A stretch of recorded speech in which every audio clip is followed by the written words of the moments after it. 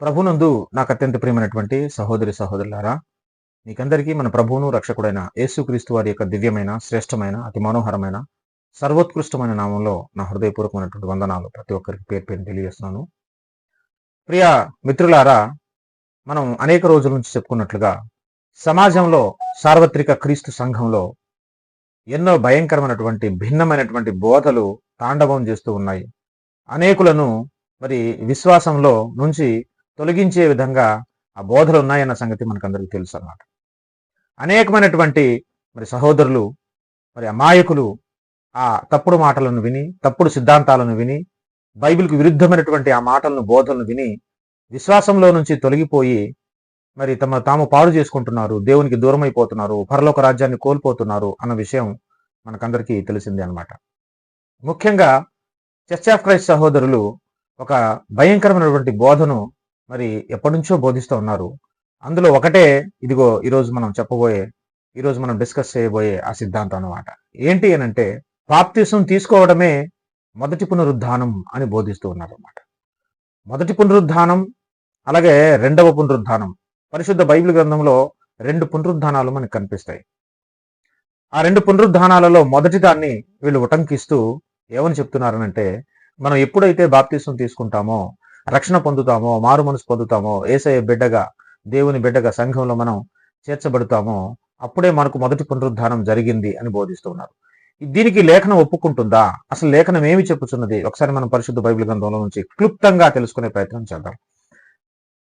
ప్రకటన గ్రంథం 20వ అధ్యాయము 4వ వచనం నుంచి చూస్తే ఈ మాట ఇక్కడ ఉంది. అంతట సింహాసనంలో చూచి తిని, వాటి మీద ఆసీనులయుండు వారికి విమర్శ చేయుటకు అధికారం ఇవ్వబడెను.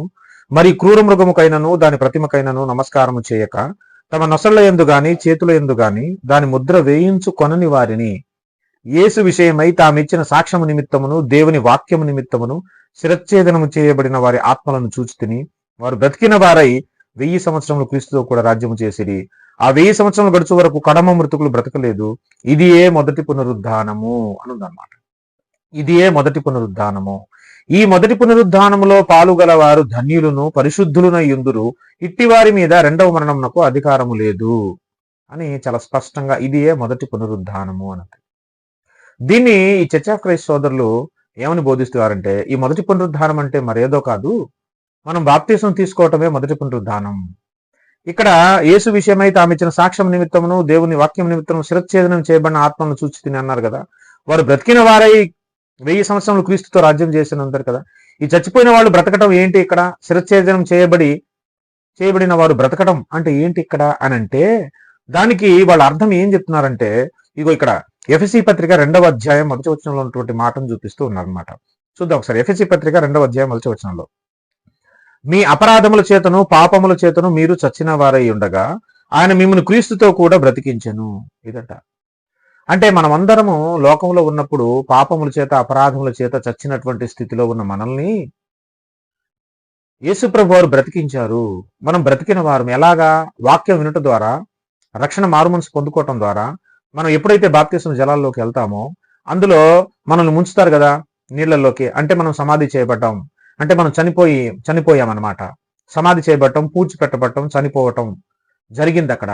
దాని తర్వాత మరల మనల్ని పైకి లేపుతారు కదా, అదే పునరుద్ధానం. మరల మనం బ్రతికాము. ఇదే దానికి సూచన. మొదటి పునరుద్ధానం అంటే మరొకటేదో కాదు, మనం బాప్తిసం తీసుకోవటం అనే కార్యక్రమం ఏదైతే ఉందో, అదే మన పాత జీవితం అంతా చనిపోయి కొత్త జీవితం, కొత్తగా జన్మించిన శిశువులాగా మనం మారాం కదా, కొత్త జన్మ మనకు వచ్చింది కదా, ఇదిగో ఇదే పునరుద్ధానం అని బోధిస్తా ఉన్నారు. ఇది ఎంత విడ్డూరమైనటువంటి బోధ అంటే, ఎంత బాధను కలిగించేటువంటి వ్యాఖ్యానం అంటే, నిజంగా ఇది యాంటీ బిబ్లికల్ ఇంటర్ప్రిటేషన్ అన్నమాట.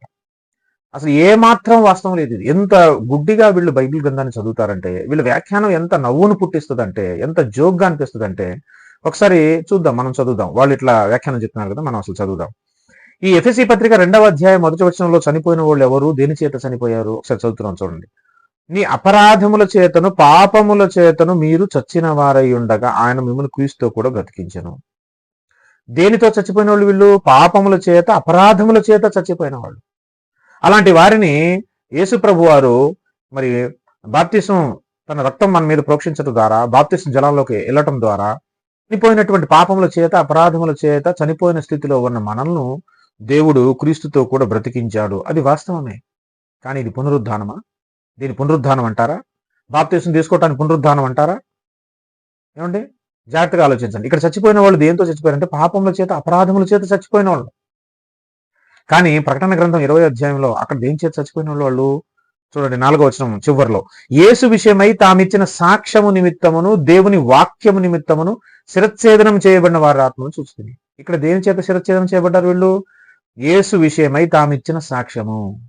యేసు విషయమై తామిచ్చిన సాక్ష్యము. యేసే మా రక్షకుడు, యేసే అసలైన క్రీస్తు, యేసే దేవుని కుమారుడు, యేసే దిగొచ్చినటువంటి మెస్సయ్య, యేసు నామముందే రక్షణ ఉంది, యేసునందే విశ్వసించాలి, యేసు తప్ప మరొక రక్షణ మార్గం లేదు అని యేసు విషయమై తామిచ్చిన సాక్ష్యం నిమిత్తం ఆయన చనిపోయి తిరిగి లేచాడు, ఆయన పునరుద్ధానం చెందాడు, ఆయన ఎందే మనం విశ్వాసం ఉంచాలి, ఆయన రక్తమునందే విశ్వాసం ఉంచాలని దేవుని వాక్యము కోసం, యేసు విషయమైన సాక్ష్యము నిమిత్తమును దేవుని వాక్యము నిమిత్తమును శిరచ్ఛేదనం చేయబడిన వారి ఆత్మను చూచాను, వాళ్ళు బ్రతికారు. వీళ్ళందరూ దేవుని కోసం, దేవుని వాక్యం కోసం, యేసుక్రీస్తు యొక్క సాక్ష్యం కోసం తమ ప్రాణాలని త్యాగం చేసినటువంటి బుద్ధిమంతులు వీళ్ళు. మంచి సాక్ష్యం కలిగిన దేవుని వాక్యం కోసం ఎంతమంది ప్రవక్తలు లేరు, ఎంతమంది అపోస్తులు లేరు, దేవుని వాక్యం కోసం చచ్చిపోయిన వాళ్ళు, దేవుని వాక్యం కోసం చంపబడిన వాళ్ళు, రాళ్ల చేత కొట్టబడిన వారు, యేసు విషయమైన సాక్ష్యము నిమిత్తమును దేవుని వాక్యం నిమిత్తమును తమ జీవితాలు అర్పించిన వాళ్ళు ఎంతమంది ఉన్నారు. వాళ్ళు బ్రతికేది ఎప్పుడు?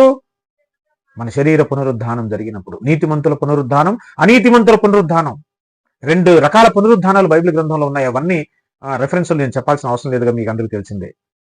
దానియేలు గ్రంథం 12వ అధ్యాయంలో చూసిన మొదటి వచనంలో అదే మాట ఉంటుంది. యోహాను సువార్త 5వ అధ్యాయంలో చదివిన మనకు అదే మాట ఉంటుంది. కాబట్టి నీతిమంతుల పునరుద్ధానం, అనీతిమంతుల పునరుద్ధానం. ఈ పునరుద్ధానాలు ఏంటి? మన ఆత్మ మన శరీరంలోకి వచ్చి శరీరం పునరుద్ధానం చెందటం. ఇక్కడ వీళ్ళు దేనికోసం ప్రాణాలు అర్పించారు? వీళ్ళు దేనికోసం శిరచ్ఛేదనం చేయబడ్డారు? యేసు విషయమై తామిచ్చిన సాక్ష్యం నిమిత్తం, దేవుని వాక్యం కోసం. కానీ ఎఫెసీ పత్రిక 2వ అధ్యాయంలో చనిపోయింది, మరణించింది దేని నిమిత్తం? పాపముల చేతను, అపరాధముల చేతను చచ్చిపోయిన వాళ్ళు వీళ్ళు ఒకటా? అది ఇది పునరుద్ధానమా? ఈ పునరుద్ధానమే అదంటారా? అసలు ఎక్కడైనా మ్యాచ్ అవుతుందండి? ఏమైనా ఇంగితం, కనీస జ్ఞానం, మినిమం కామన్ సెన్స్, మనస్సాక్షి పనిచేస్తుందండి మీకు ఇలా బోధించడానికి? అక్కడ చనిపోయిన వాళ్ళు దేని నిమిత్తం చనిపోయారు, ఇక్కడ చనిపోయిన వాళ్ళు దేనికోసం చనిపోతున్నారు? మీకు ఇంకా కొన్ని మాటలు చూపిస్తాను చూడండి. బైబిల్ గ్రంథంలోనే ఇంకా కొన్ని మాటలు మనం చూద్దాం. ప్రకటన గ్రంథం 1వ అధ్యాయం 9వ వచనం చూడండి. మీ సహోదరుడును యేసును బట్టి కలుగు శ్రమలోను రాజ్యంలోను సహనంలోను పాలివాడనైన యోహానను నేను దేవుని వాక్యము నిమిత్తమును యేసును గూర్చిన సాక్ష్యము నిమిత్తమును పద్మాసు దీపమున పరవాసినైతిని. సేమ్ అవే మాటలు ఇక్కడ కూడా చూడండి. దేవుని వాక్యము నిమిత్తమును యేసును గూర్చిన సాక్ష్యము నిమిత్తమును. పద్మాసు దీపంలో ఆ లంకలో యోహాన్ని ఎందుకు పట్టుకుని వెళ్ళి వదిలేసి వచ్చారు? ఆ ఎడారి నేలలో, ఇసుక నేలలో ఎందుకు పడేసి వచ్చారు? తాను యేసు కోసం నిలబడినటువంటి సాక్ష్యం నిమిత్తం, దేవుని వాక్యం కోసం నిలబడి అపోస్తలులందరూ యేసును గురించిన సాక్ష్యం నిమిత్తం, దేవుని వాక్యం నిమిత్తం వాళ్ళు హింసించబడి చంపబడ్డారు.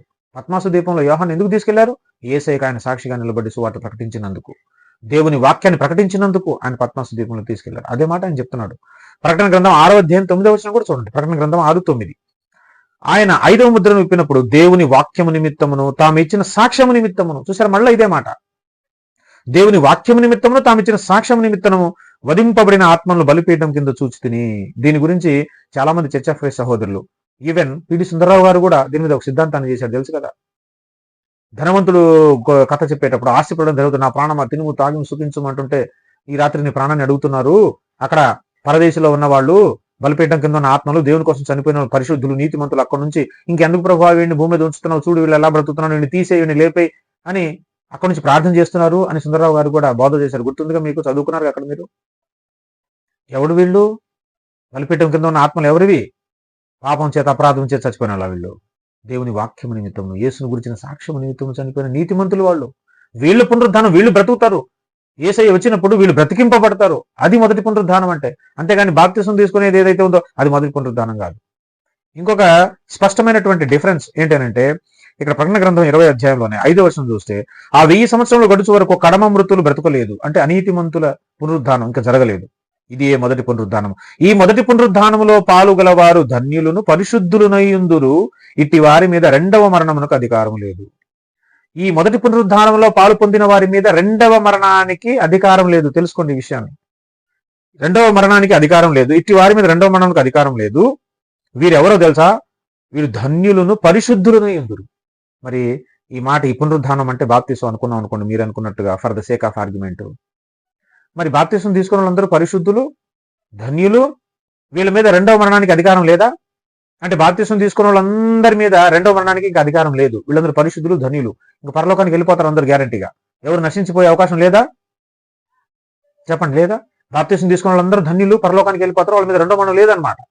అంటే బాప్తిసం తీసుకున్న వాళ్ళందరూ పరలోకానికి వచ్చేస్తారా సార్? ఏం బాధ చేస్తున్నారండి మీరు? ఈ రక్షణ కోల్పోయే ప్రమాదం కూడా ఉందిగా, భ్రష్టులైపోయే ప్రమాదం ఉందిగా, లోకంలో కలిసిపోయే ప్రమాదం ఉందిగా, ఏసై మార్గం విడిచిపెట్టే అవకాశం ఉందిగా. మా ఊళ్ళో చాలా మంది చూపిస్తారు, రక్షణ పొంది బాప్తిసం తీసుకొని కొంతకాలం ఏసైలో నడిచి భయంకరంగా చెడిపోయిన వాళ్ళు చాలా మంది ఉన్నారు. వీళ్ళ మీద రెండవ మరణానికి అధికారం లేదా? ఎవరి మీద ఉండదు? రేపు ఏసయ్య వచ్చిన తర్వాత పునరుద్ధానం, నీతిమంతులు పునరుద్ధానం పొందిన వారు ఉన్నారు కదా, వాళ్ళ మీద ఎట్టి పరిస్థితిలో రెండవ మరణానికి అధికారం ఉండదు.